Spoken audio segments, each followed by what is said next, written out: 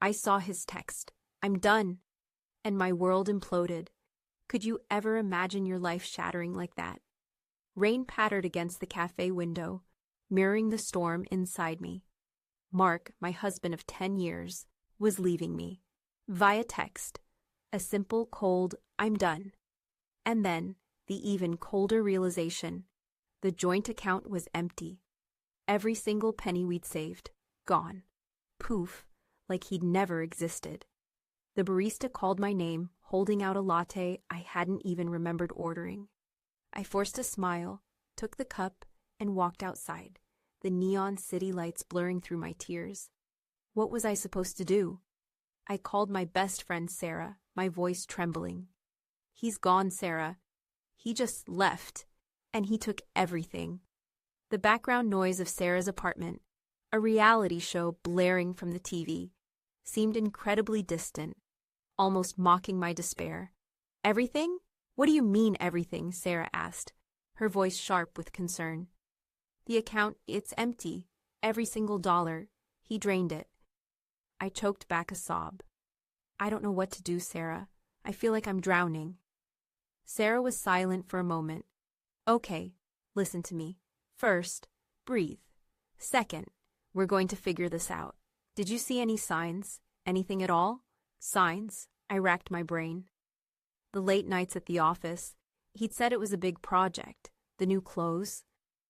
He'd said he deserved a treat. The constant texting. Work. Always work. I had been so blind. So stupid. No, I admitted, my voice flat. Nothing. I was clueless. Okay, Sarah repeated, firmer this time. No more beating yourself up. We need a plan. First things first. Do you have any access to his accounts? Anything at all? I shook my head, even though she couldn't see me. He always handled the finances. I trusted him. Big mistake, right? Right now, trust is a luxury you can't afford. Think. Did he ever leave his laptop open? A phone unlocked? Anything? Then, a flicker of a memory. A few weeks ago, Mark had left his tablet on the kitchen counter while he went to take a call. I'd seen a banking app open, but I hadn't thought anything of it. Maybe, I said slowly, maybe his tablet. I think it's still in the study. Okay, get to the tablet, see what you can find. I'll start digging around online, see if I can find a lawyer who specializes in this kind of thing. And Julia, her voice softened. You're not alone. We'll get through this. I hung up, the rain still falling, and walked toward my apartment building. My stomach churned. What would I find on that tablet? Would it confirm my worst fears? And what about the other woman, the one he'd left me for, the one he never even mentioned? The rage started to simmer, a low burn beneath the despair. Inside, the apartment felt hollow, empty. His things were still there, his shoes by the door, his jacket slung over a chair, but he wasn't. And now, neither was our money. I went to the study, my hands trembling as I opened the door. The tablet was exactly where I remembered it, lying on the desk, gathering dust. I picked it up, my heart pounding in my chest. What secrets was it hiding? I pressed the power button. The screen flickered to life, displaying the familiar login screen. Damn it. He had a passcode. I tried my birthday, our anniversary, our pet's name. Nothing. Frustration mounted. I was so close, yet so far. Then, a thought. Mark was always predictable. He used the same password for almost everything. I typed in his mother's maiden name. The tablet unlocked. The banking app was still open, just like I remembered. I navigated to the transaction history, my breath catching in my throat. There it was, a series of withdrawals, large and frequent over the past several months. The descriptions were vague. Online purchase, service fee. But the amounts were significant. Thousands of dollars. Where had all that money gone? And then I saw it. One transaction, hidden amongst the others, labeled Transfer to Emerald Investments. What was Emerald Investments? And why hadn't he ever told me about it? I copied the name and searched it online. Emerald Investments. a small offshore investment firm based in the Cayman Islands. My blood ran cold. He hadn't just left me, he'd planned this. He'd been systematically draining our account, transferring the money to a secret account, far away from my reach. Rage surged through me, hotter and more intense than before. How could he do this? How could he betray me so completely? I felt a burning need for revenge, a desire to make him pay for what he'd done. But how? Then I remembered David, a friend from college. He was a cybersecurity expert, a white-hat hacker who used his skills for good. He owed me a favor, a big one. I found his number and called him. "David, it's Julia. I need your help." "Julia? Wow, it's been ages. What's up?" He sounded genuinely pleased to hear from me. "It's complicated," I said, my voice shaking. "My husband, he left me, and he took all our money. I think he transferred it to an offshore account. I need to know how to get it back." There was a pause. "That's rough. Look, I can't promise anything, but I'll see what I can do. Tell me everything." I explained the situation, telling him about the tablet, the banking app, the Emerald Investments account. He listened patiently, asking questions, taking notes. "Okay," he said when I finished. "This is going to be tricky. Offshore accounts are notoriously difficult to trace. But if you can get me access to his email, maybe I can find something that will help." His email. Another locked door. But maybe there was a way.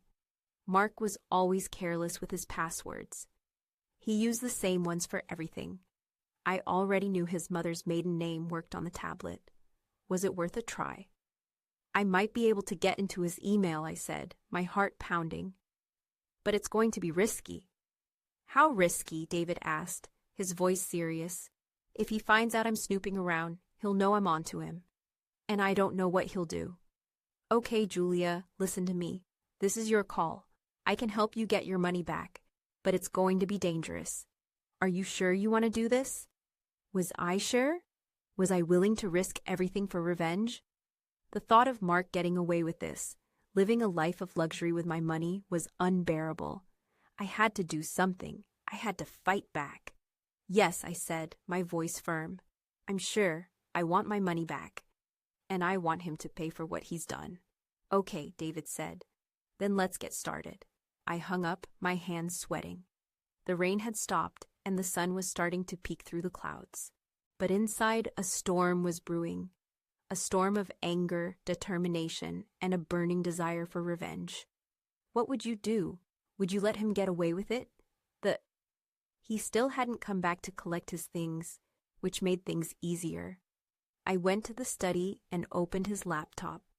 Just like the tablet, it was locked with a password. It worked. I navigated to his email account, my heart pounding in my chest. He hadn't logged out. There it was, his inbox, filled with emails from work, from friends, and one from Emerald Investments. I clicked on it, my breath catching in my throat. The email contained a statement of account, detailing the transfers he'd made. It also contained an attachment, a PDF file labeled Offshore Trust Agreement. I downloaded the file and forwarded it to David. Then I quickly deleted the email from Mark's inbox and covered my tracks. He couldn't suspect a thing. "Got it," David messaged back almost immediately. "This is good, really good. The trust agreement outlines the terms of the account, who the beneficiaries are, and how the money can be accessed. This is exactly what we need." "Can you get the money back?" I asked, my voice trembling. "I can try," David said, "but it's going to take time, and it's going to be risky. This guy is smart. He covered his tracks well, but I think I can find a loophole. Just give me a few days." A few days? It felt like an eternity. I barely ate, barely slept. I couldn't stop thinking about Mark, about his betrayal, about the money he'd stolen. "Julia, I have some news." My heart pounded in my chest. "Good news or bad news?" "Good news," David said. "I found a loophole in the trust agreement, a small technicality that could allow you to access the funds. But it's going to require some Creative accounting. Creative accounting? I asked, my voice wary. Let's just say it involves a little bit of hacking, David said. Nothing illegal, of course, just bending the rules a little bit. I hesitated. I wasn't comfortable with the idea of doing something illegal, even if it was to get my money back. But what choice did I have? Mark had stolen everything from me. He deserved to be punished. Okay, I said, my voice firm. I'm in. What do I need to do? David explained the plan. It was complicated, involving a series of transfers, using fake identities and offshore accounts. It sounded risky, but I trusted David. He knew what he was doing. It was nerve-wracking, but I was determined to see it through. I was going to get my money back, no matter what it took. Then, one evening, as I was working on my laptop, I received an anonymous message on my phone. It was a single word. Stop.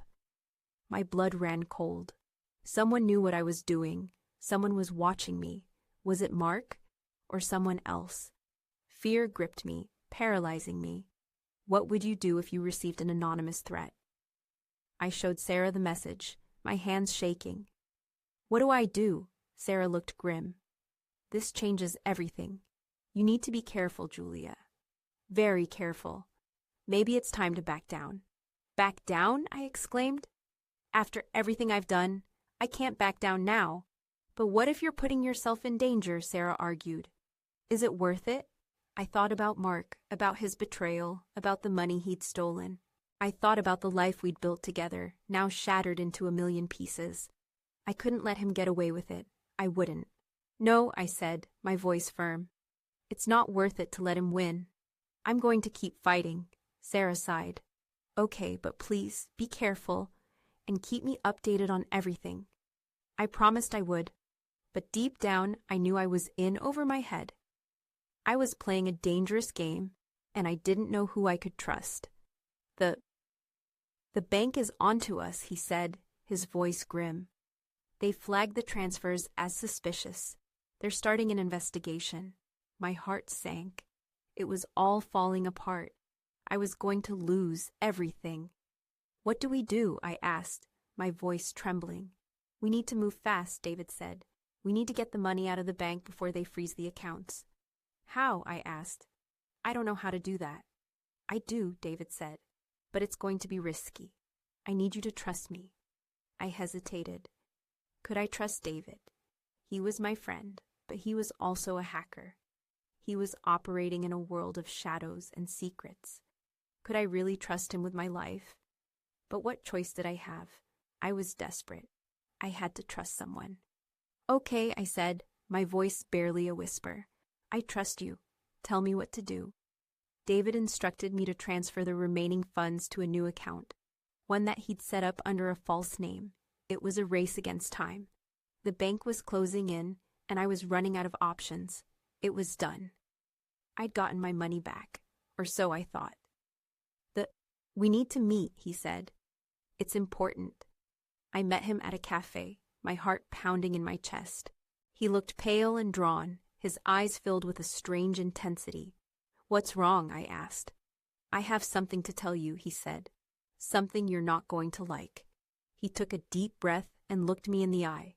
The money, he said. It's not all there. My blood ran cold. What do you mean it's not all there? I mean, he said, that I took some of it, for myself. I stared at him in disbelief. You stole from me? He nodded, his face filled with shame. I'm sorry, Julia. I didn't mean to, but I got greedy. I saw all that money and I couldn't resist. I felt a wave of anger wash over me, hotter and more intense than anything I'd felt before. I'd trusted him. I'd risked everything for him. And he'd betrayed me. How could you do this? I asked, my voice shaking with rage. I don't know, he said. I'm sorry. I'll pay it back, I promise. Just give me time. I didn't say anything. I just stood there, staring at him, my mind reeling. I'd been so focused on getting revenge on Mark that I hadn't seen the betrayal coming from someone I trusted. Then I saw a familiar figure walking towards us. It was Mark. He stopped in front of our table, his face filled with a mixture of anger and surprise. "Julia," he said, "what are you doing here?" "I could ask you the same question," I said, my voice cold. "I just wanted to talk," he said, "to explain things." "There's nothing to explain," I said. "You left me, you stole my money, you broke my heart." "I know," he said, "and I'm sorry, I made a mistake. I want to make things right." I stared at him, trying to read his expression. Was he telling the truth? Or was this just another lie? "What do you want?" I asked. "I want you back," he said.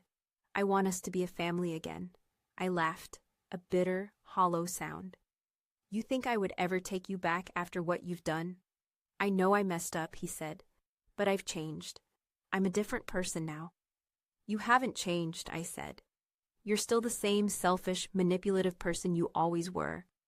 "That's not true," he said. "I swear, I've changed." I looked at him, really looked at him, and saw the desperation in his eyes. He was genuinely sorry. He really did want me back. But could I forgive him? Could I forget what he'd done? Could I trust him again? Then I looked at David, who was watching us with a mixture of guilt and fear. He'd betrayed me too, but he seemed genuinely remorseful. I realized that I had a choice to make. I could continue down the path of revenge, seeking to punish Mark and David for their betrayals. Or I could choose forgiveness, letting go of the anger and bitterness that had consumed me. It was a difficult decision, but I knew what I had to do. "I forgive you," I said to Mark. "But I can't be with you, not anymore. You broke my trust, and I don't think I can ever get it back." He nodded, his eyes filled with sadness. "I understand," he said. "I'm sorry." Then I turned to David. "I forgive you too," I said. "But I need you to pay me back the money you stole. And I need you to understand that what you did was wrong." He nodded. "I will," he said. "I promise." I walked away from them, feeling a sense of peace I hadn't felt in months. I'd lost my marriage, my money, and my trust in people. But I'd also gained something, a newfound sense of strength and independence. It took years to rebuild my life. I found a new job, made new friends, and learned to trust myself again. I never completely forgot what Mark and David had done, but I refused to let their betrayals define me. Instead, I chose to focus on the future, on creating a life that was filled with love, joy, and purpose. And in the end, that was the best revenge of all. Could you forgive them? What would you have chosen? The year is now 2028. I invested wisely and built my own tech startup, focused on ethical cybersecurity solutions for families. My company became successful, empowering me to give back to the community and help others avoid the pitfalls I faced. One day, I received an invitation to speak at a cybersecurity conference. As I prepared my presentation, I realized how far I had come. I was no longer a victim, but a survivor. At the conference, I shared my story, hoping to inspire others to overcome adversity and find their own path to success. After my speech, a young woman approached me, her eyes filled with admiration. "Your story is incredible," she said. "Thank you for sharing it." "You're welcome," I said. "I hope it helps you." "It does," she said. "I'm going through something similar right now. My husband is also stealing money from me." I paused. "Go to the police and call a lawyer as soon as possible," I answered. "And don't trust anyone until everything is sorted out." "Thank you," she said. "I will." As I walked away, I realized that my journey wasn't just about revenge or forgiveness. It was about empowering others to stand up for themselves, to fight for what they believe in, and to never give up on their dreams. In the end, that was the greatest victory of all. Life isn't easy, but you decide what to do with the bad hands you're dealt. The most important thing I learned was that I was strong, stronger than I ever thought. And that strength came from within. I didn't need Mark, I didn't need David, I only needed myself. The rain still falls, the city lights still shine, but now I see them with new eyes, eyes that have seen the darkness, but have also found the light. And that's my story. What would you have done differently? I would love to hear your thoughts in the comments below. Don't forget to like and subscribe for more stories of resilience and second chances. Write what you choose. Following that conference, a strange feeling settled over me, like I was being watched. It wasn't the fleeting paranoia I'd felt during the whole Mark ordeal. It was deeper, more persistent. I started noticing little things. A car parked across the street. Always the same model, a dark sedan. A figure standing in the shadows outside my apartment building at night. At first, I tried to dismiss it as stress, as lingering anxiety from the past, but the feeling wouldn't go away. One evening, as I was working late at the office, I heard a noise outside my door. A scratching sound, like someone trying to pick the lock. My heart pounded in my chest. I froze, listening intently. The scratching stopped. Then, silence. I waited, holding my breath, for what felt like an eternity. I didn't see anyone, but as I looked down, I noticed something on the floor. A small white envelope. My hands trembling, I opened the door and picked up the envelope. Inside, there was a single photograph. It was a picture of me, taken from across the street, through my apartment window. I was sitting at my desk, working on my laptop. The feeling of being watched intensified, overwhelming me. This wasn't just paranoia. This was real. Someone was actively monitoring me. But who and why? I showed the photograph to my new lawyer, Emily. She was young, sharp, and fiercely protective. "This is stalking, Julia," she said, her voice grim. "We need to report this to the police." I hesitated. I didn't want to involve the police. I was afraid of what they might find, afraid of reopening old wounds. But I also knew that I couldn't ignore this. I was in danger. "Okay," I said. "Let's report it." The police took the photograph and opened an investigation. They promised to increase patrols around my apartment and office. But I couldn't shake the feeling that they weren't taking it seriously enough. I decided to hire a private investigator. Someone who could dig deeper, uncover the truth. I found a reputable firm and hired a seasoned investigator named Michael. He was a no-nonsense type, with a keen eye for detail and a reputation for getting results. I told him everything about Mark, about David, about the anonymous messages, about the photograph. He listened patiently, taking notes, asking questions. "I'll look into it, Julia," he said. "I'll find out who's behind this, but it might take time." Time. That was something I didn't have. Every day that passed, the feeling of being watched grew stronger. I started avoiding going out alone. I installed security cameras in my apartment and office. I slept with a knife under my pillow. I was living in constant fear. Then, a few weeks later, Michael called me with an update. "I think I found something," he said.